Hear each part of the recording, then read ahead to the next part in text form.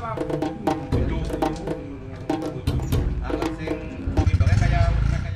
Ini di beberapa tempat dan hasilnya bagus, mulai dari tanaman hortikultura, kayak cabai, kemudian terong, sampai dengan tanaman tahunan Pak. Durian juga bagus, semacam ini. Jadi konsep dasarnya gini Pak. Konsep dasarnya ini adalah mengambil mikroba kompleks. Jadi di alam ini kan mikronya kompleks Pak. Ketika ada salah satu yang dominan, maka jadi masalah. Contoh yang paling ekstrim gini Pak. Kalau kita memberikan pestisida, itu dia dominan, maka yang lainnya kalah Pak. Nah, juga ketika ada layu fusarium, Pak Kadus. Nanti ada layu fusarium berarti ada mikroba di situ yang dominan. Nah, kita memasukkan mikroba ini yang kompleks. Maka harapannya nanti terjadi keseimbangan. Kayak gitulah konsep dasarnya. Nah, mikrobanya ambilnya dari mana Pak? Ini ada dasar teorinya. Satu itu dari bawah pohon bambu. Kemudian bawah pohon pisang sama putri malu. Kenapa pakai tanah bambu? Karena dia kompleks. Jadi alusnya gini Pak. Kalau tanaman bambu itu nggak perlu dipupuk deh, karena dia bisa besar sendiri. Karena dia mampu mensuplai kebutuhannya. Jadi ada mikrobanya untuk menambat pengikat nitrogennya, ada mikrobanya untuk mengurai fosfatnya, lengkap semuanya. Nah, pohon pisang ini ada sumber trichoderma. Kalau putri malu itu salah satunya sumber dari mikroba untuk menekan layu fusarium. Ini salah satu dasar teorinya. Nah, ini menjadi sumbernya. Kemudian kita kasih makanan itu dari kentang sama garam krosok. Kentang itu sebagai karbohidratnya, garam krosoknya sebagai sumber mineralnya. Kemudian nanti perkembangan mikrobanya gini Pak. Dia akan populasinya akan naik, kemudian akan turun. Populasi tertingginya plus minus 3 hari. Sumber mikrobanya kan naik Pak. Kemudian dia akan turun setelah 3 hari. Dia terbatasi sama ruang dan makanan. Ketika makanan habis dan ruangnya sempit, maka dia akan habis Pak perkembangannya. Ketika dia mati, maka dia luruh. Jadi mikrobanya gini Pak. Oke. Ketika dia berkembang, dia membutuhkan ini Pak, membutuhkan energi. Ketika dia mati, maka dia akan lepas apa yang dia makan.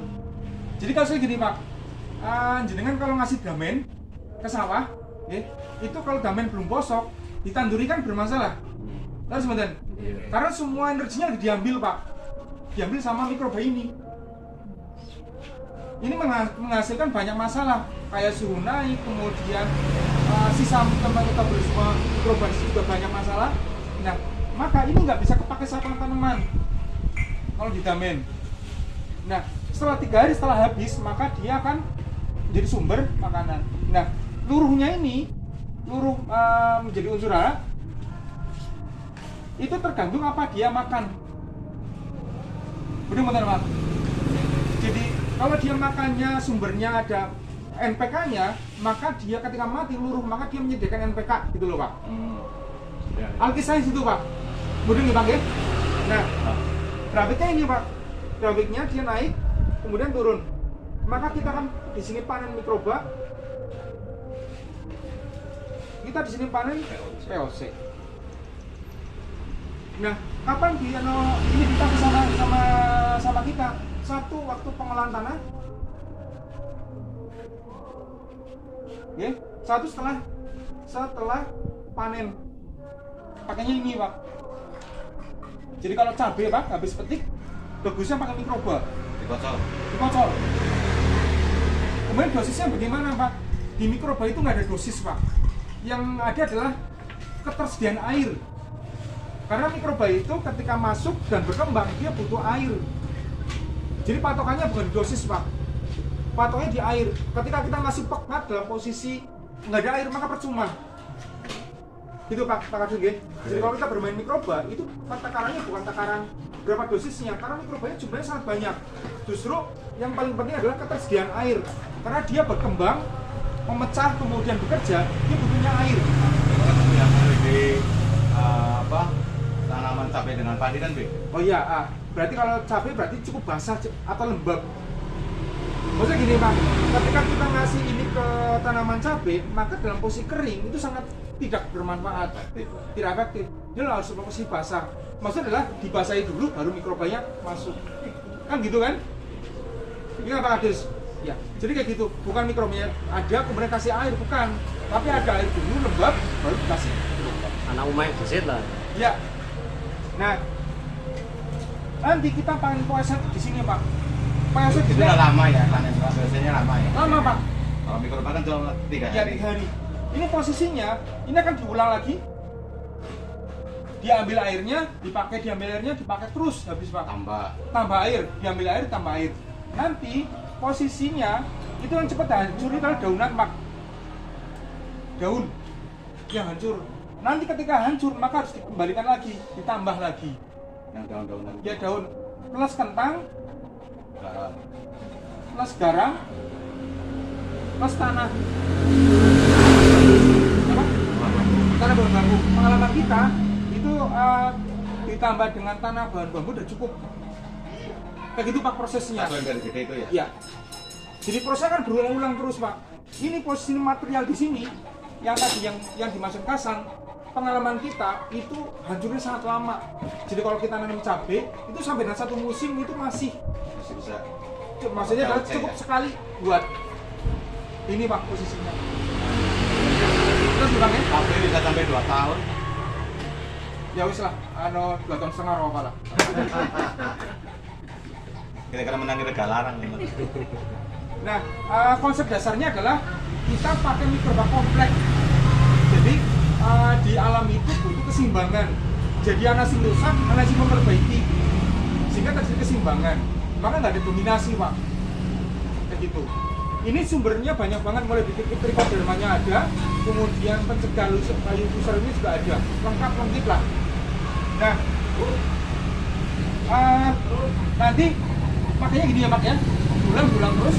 Dan kita besok itu kan mau pakai tanaman lagi. Ya. Nah, Terus penggunaannya berapa? Yang dibutuhkan berapa? ini penggunaannya kan maksimal 3 hari. Ya. Ini hari Kamis, Kamis, Jumat, Sabtu tanam. Sabtu tanam.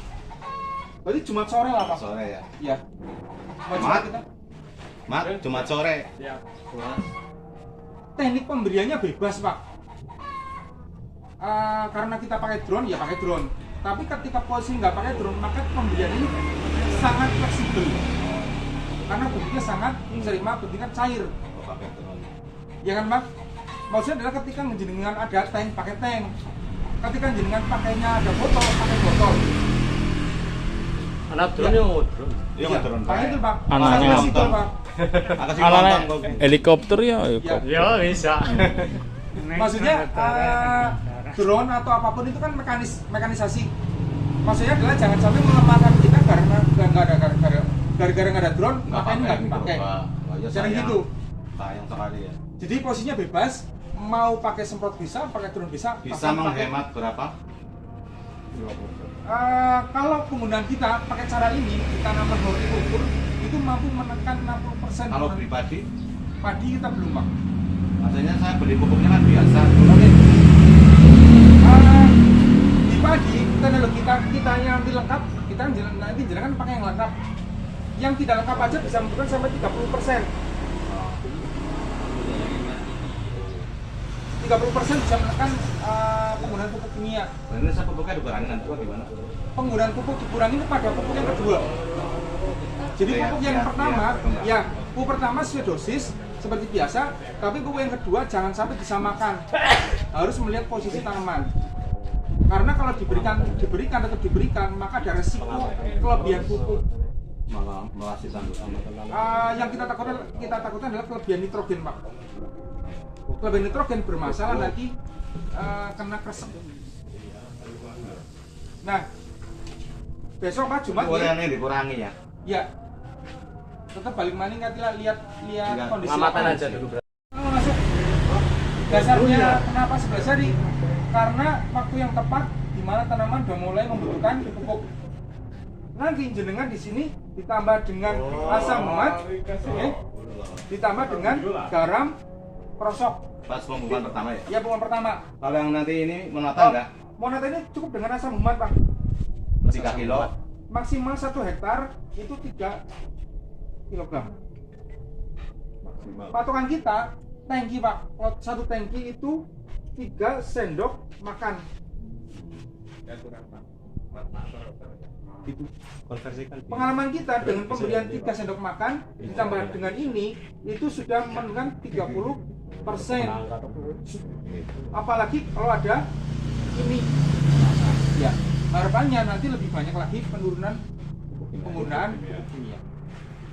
Satu sisi penggunaan pupuk kimia berkurang, satu sisi lagi peningkatan produksi dan kualitas. Itu Pak alkisahnya.